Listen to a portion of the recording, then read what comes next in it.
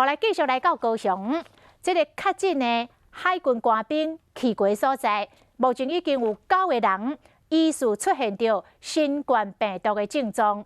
再起，高雄市政府阁来公布着确诊者去过6个所在。到目前为止，确诊者去过所在，伫个高雄市已经高达29个了。高雄市长韩国瑜嘛呼吁着中央，这5·1劳动节的年假爱再一次来考量，都要遏制疫情，伫个高雄来拓开。有9人疑似感染。高雄市府紧急召开记者会，海军新冠病毒确诊官兵落船了后，行到所在，影响站面搁再扩大。即马疑似出现传染个案，关心追踪23个场所内面着5个所在，9名工作人员出现呼吸道感染症状。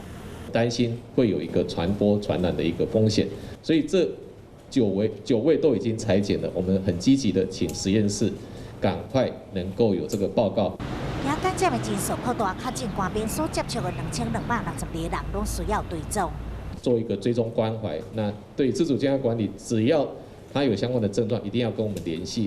高雄卫生局嘛公布第4波番石街确诊官兵活动的地点，但是这海军到底还佫去什么所在？原先军方讲15到18只落船，估计是伫前一天有志愿役官兵离开军港，伫高雄拍马走。活动的地点恐惊比原本估计还佫较侪。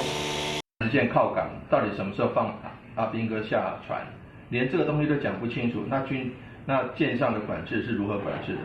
海军官兵出包，严重影响南部2县市。高雄市长韩国瑜呼吁中央5·1年假假期必须要搁再考虑，避免疫情伫高雄扩散。